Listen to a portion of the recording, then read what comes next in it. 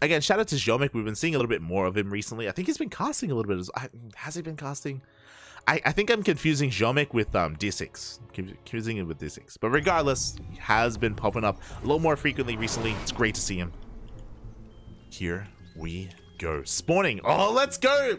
In one of the older maps. Spawning in the top right-hand corner of Jagannatha, we have the South Korean Zerg player representing On-Side Gaming. It's the Red Zerg. It is Solar. And spawning in the bottom left-hand corner of Jagannatha, we have his opponent. We have the Polish Protoss player. Oh, he's not pink. Not pink, but red instead, representing Team Blazer. It is Ziomek.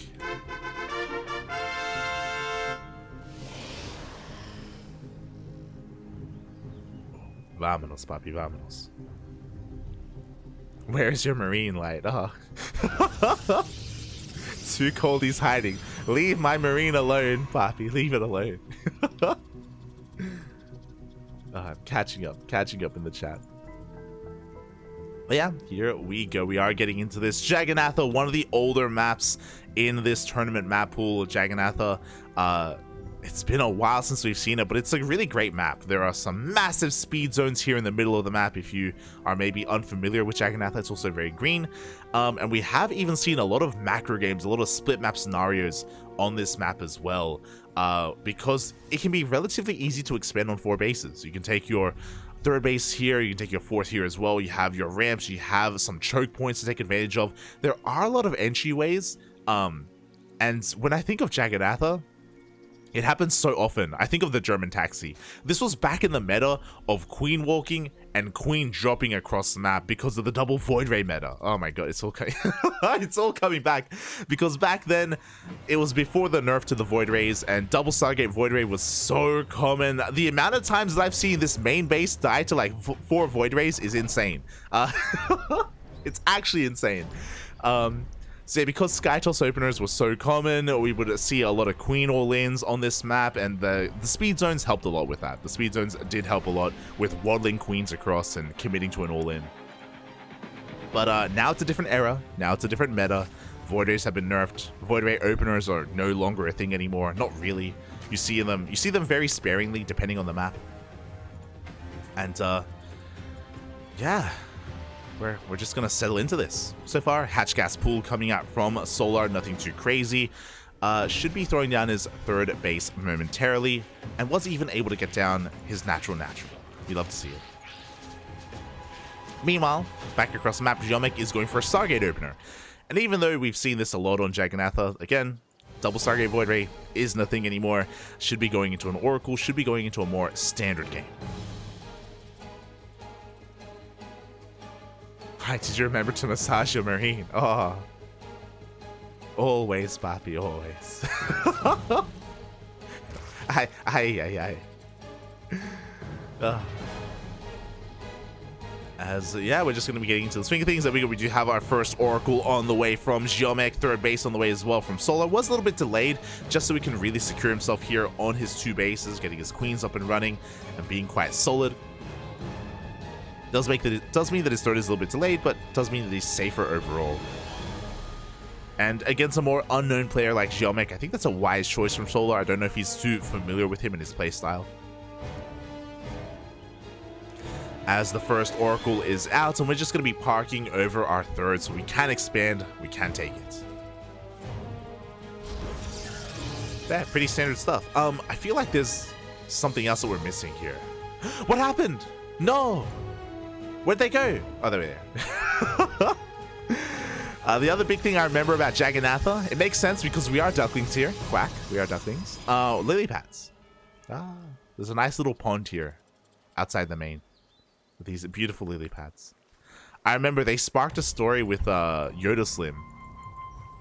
Yoda Slim, he used to cast American tournaments with me. Great guy, great guy. And he told a story about one day where he accidentally drove into a pond, and it's a long story, and Yoda Sim's stories were always wild, but you don't need to know the context. But he accidentally did drive into a pond, and he was attacked by lily pads, because lily pads Even though they look cute and amazing, they're like they're vines underneath. Like they're pretty yeah, they're pretty intense under the water, and he kind of got trapped. And he was getting PTSD by looking at the lily pads on Jagannath. It was like, ah, never again, Poppy, never again. Oh, it's okay, you made it, Poppy, you made it. Ah, God, good times, good times. It's been a while, so since I've casted with Yoda Slim. But regardless, we are getting into this. Gases are being taken. Soul's been pretty passive overall. That's why I haven't really been saying too much. I mean, these oracles, they've been dipping in and out, doing whatever they can, but haven't really dealt too much economic damage. Likewise, Solar hasn't been too aggressive with his links either. He's just been allowing Ziomek to expand, as Solar's been focusing on his own build back at home. He's really focusing on his gas production, and we can see why. He's going for +1 range. He's not going to be going for the more kind of standard Ling heavy. Oh my god. He's not going for the more standard Ling heavy compositions against the hero style of Blink Stalkers. He's going to be going for a more Roach Ravager instead. Oh, and now we see why he's got all of his gases. It's for the Spire. Solo's going to be having a little bit of fun. He's going for, or he's at least taking up into Mutas.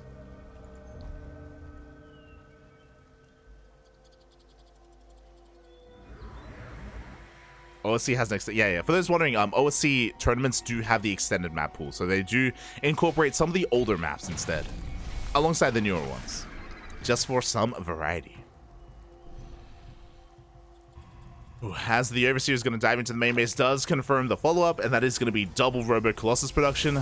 Robo is already, so the Bay is already done, and we should be starting Colossi momentarily. Again, this is pretty standard stuff. We've been seeing a lot of this over the past couple of weeks of Protoss players going for a Stargate into Blink Stalkers, and off of only 2 gateways, they get into Robo production. So a very defensive, tech-heavy way to play out PvZ. Because of this, you're not really hitting any kind of upgrade timing with Blink Stalkers. Instead, you're staying back at home until you have ideally 4 Colossus. So we're going to start with 2, we're going to get another 2 after this, and we're going to be moving out with a pretty powerful kind of Protoss Death Ball. The downside to this, of course, is that we aren't going to have a lot of Stalkers to begin with because we're cutting Warp-ins for these Colossi, which means these Mutas, there's a lot of potential here. They can do a lot of damage. The main base is looking quite exposed, the natural as well. We have a couple of Stalkers here at the 3rd, but they are being kept busy by these Lings. Again, we have been avoiding those Orphans, but here we go. Upon seeing those Lings, we do warp in a massive wave of these Stalkers here at the 3rd base. At the same time, Oracles are looking to find some damage and scout, but they still have not come across the tech. As here we go, the Mutas are getting into the main base, and there is nothing here that shoots up. Probes are falling left and right. The Stalkers, they have to react, and they are headed towards the main base, but by the time they get here, so much damage has been done. 23 probes.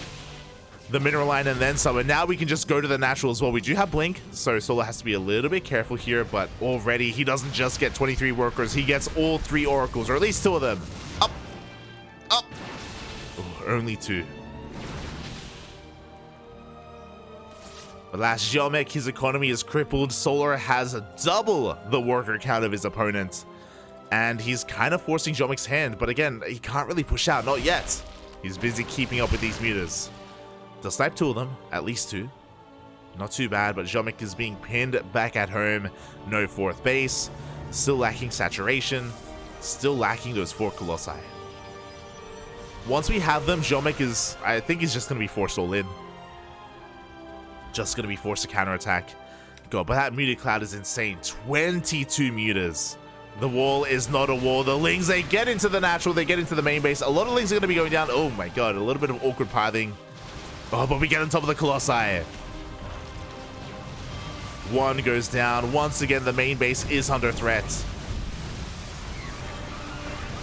We're losing a lot of Lings doing this. A lot of Lings that were kind of thrown away, but the Mutas still deal a lot of damage. And you know what? Solar, his economy is good enough where he can just rebuild everything that he's lost. 81 workers, Poppy. He has everything he needs. Could even work towards a high from this point. Just staying on Lingbane Muta for the time being. And here we go, Ziomek. He has to push. He's all in. He's given up on his main. There's no way he can defend. It all comes down to this army. 3 Colossi, a prison to control, to juggle, and 34 Stalkers. That is a lot of Stalkers.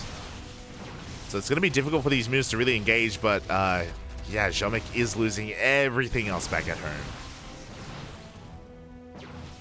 One and done, Pappy. One and done. The Mutas, they get in towards the third base as well. There are a couple of Stalkers here, but they are getting one shot. And we're going for the base trade. Now, what I'm worried about is there is no probe with the main army. Solar doesn't have to fight this, ever. He can just win by elimination. Ziomek has 0 workers. Look at the Unistab. He has 0 probes right now. I was like, yo, we're going to be forcing Solar to engage and we're going to force him into a fight. No, not at all. Like, he's got a Spine Forest in his main. He's ready for the all-in. He's ready to defend his main base, and he's just going to kill every building. GG. GG, well played. Solar will take game number 1. Oh. Really flexing his Muta skills. Something you don't see too often anymore in ZvP. GG. Oh, GG, well played. Is this King of the Hill this week? King of the Hill is every week, but we don't always cast it, is the thing. Unfortunately, we don't always cast it. Depending on who's available, we've just been really busy with World Team League, so there've been a couple of times last week where we were offered to cast OSC King of the Hill, but we have been prioritizing WTL instead, and they have been clashing a little bit. Oh, they have been clashing. But yeah, sometimes Steadfast covers it, sometimes Wardy's been casting a lot of OSC King of the Hill. Oh. So it does go on other channels if other casters are available. And we'll see how this does unfold as we're going to be loading into game number 2. Such cute plush. Oh, I have more, Papi. I have more. I'll show them off later. And here we go. Spawning in the top right-hand corner of Royal Blood, we have our South Korean Zerg player representing Onside Gaming, currently up 1-0 in this best of 3 series. It is Solar. And spawning in the bottom left-hand corner, we have his opponent. We have the Polish Protoss player. He is blue, representing Team Blazer. It is Ziomek.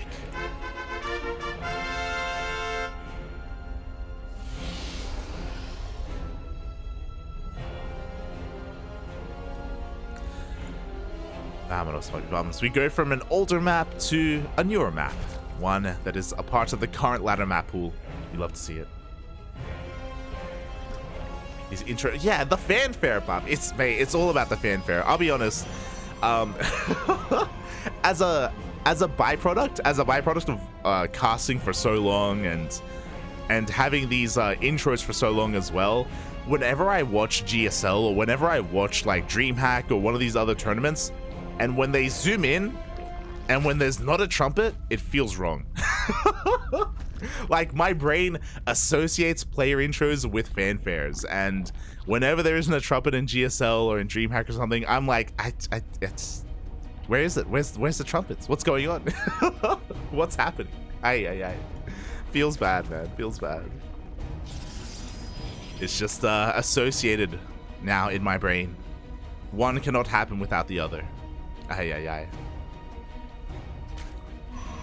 Feels bad, man. But we're now getting into game number 2, and yeah, really solid game overall. It was a pretty passive start to things. Ziomek was going for a very tech-heavy and a very economic opener, if you recall. Maybe not economic, just a tech-heavy opener, which meant that he couldn't really be aggressive early on. It did delay his blink, it delayed charge, it delayed any kind of map presence that he had in favor of Colossi. And that usually does well against a ground Zerg army, but Solar rightfully was able to recognize what was happening. He went in with his Overseer, he saw the tech, and he was able to abuse that with mass Muta, with that Spire play. And unfortunately, if you remember, despite the fact that Ziomek did open up triple Oracle, and he did have 3 Oracles, he was never able to scout the Spire. He was never able to get behind the natural and actually see the tech from Solar. So the Mutas just caught him completely off guard, and They were the win condition for Solar in the end. But here in game number 2, hopefully Ziomek is able to play out his game, and if we do see Solar going for some weird tech, whether it's a Spire or like an Infestation Pit, then hopefully Ziomek is able to get eyes on this and respond. You know, hopefully he can play some StarCraft. Fingers crossed, as once again we do have another Stargate opener.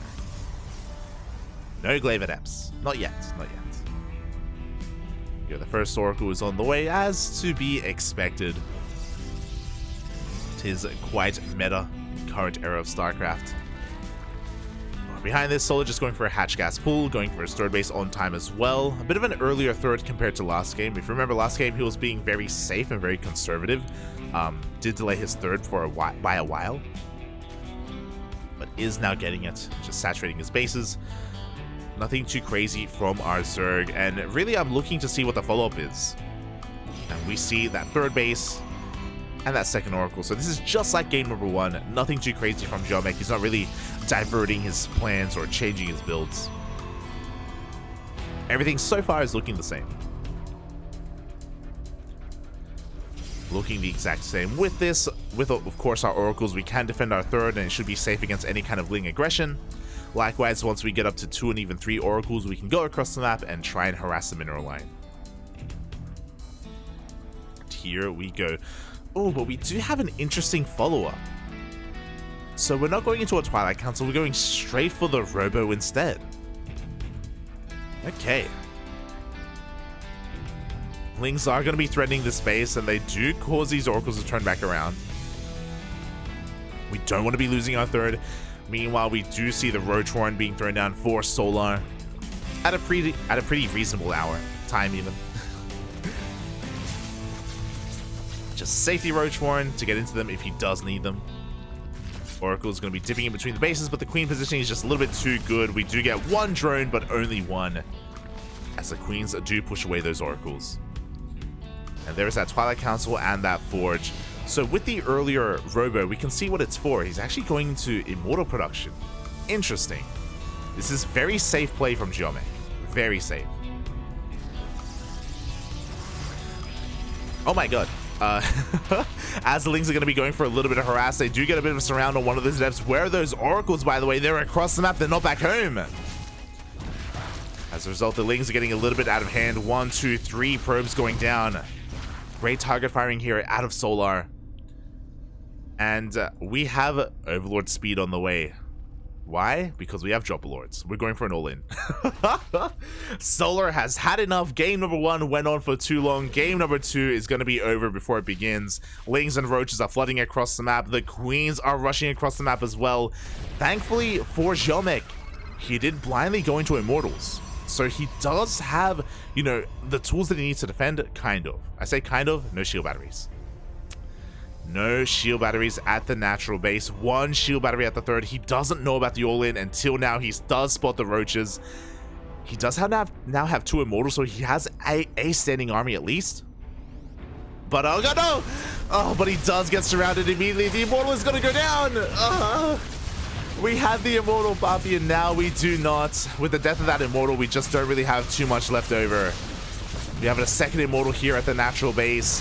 The third shield battery is going to be going down. The overcharge does run out. And Ziomek just was not ready for this. He was going for his own all-in. He was going for an Immortal charge, not all-in. Very old school. Very old school. He was going for his own aggression, but alas, Solar does hit first. Again, no shield batteries here at the natural base. The piles do connect with the pylon. We do see the natural is a little bit awkward to break into, but the Cyber Core goes down and no more Stalkers. Charge did finish, but we have plenty of Queens, plenty of Lings, plenty on the ground. Ay. Another start of the Vials. Oh, they connect towards the end. GG gets called and Solar takes a series 2-0. Ay. Once again, even though we had Oracles in play from Ziomek, he wasn't able to scout the all-in until it was already coming across the map. He wasn't able to confirm the drone count or the lack of drones of Solar. He also wasn't able to see the Roaches until, again, they were already coming. So, oh, yeah, just did end up slipping past Ziomek in the end, and by the time he saw what was coming, he couldn't really react in time. Again, no shield batteries. He had 2 immortals, which was nice, but that's, again, kind of all he had. And one of them died immediately. Was a little bit brutal. GG. Congratulations to Solar. I mean, Solar, to be fair, is one of the favorites, not just in this series, but for the whole tournament. There are some big names in this tournament, and Solar is one of them. When I think of the favorites here, it's MaxPax, Dark, Solar, and Beyond. They maybe Nightmare as well. We'll throw him in there. But we have some big Koreans and we have some big Europeans as well. So yeah, it can be kind of difficult when you do kind of get seeded against them this early on. You know, much love to Ziomek. He is quite an active player. He plays a lot in these online tournaments. He plays a lot in the OSC King of the Hills and every other European tournament as well. He's very active in the Polish scene. So yeah, much love to Ziomek, as we do say goodbye to him for now. GG.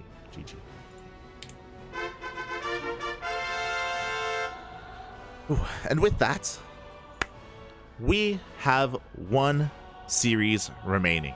Uno mas, papi. Oh, wait, before we get ahead of ourselves, Solar moves on to face... Oh!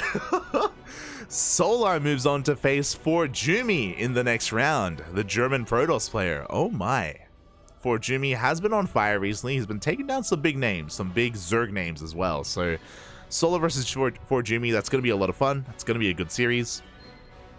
Won't be played out today, but will be played out another day. Ooh, as the players will need time to prepare for their opponents and to get their matches going.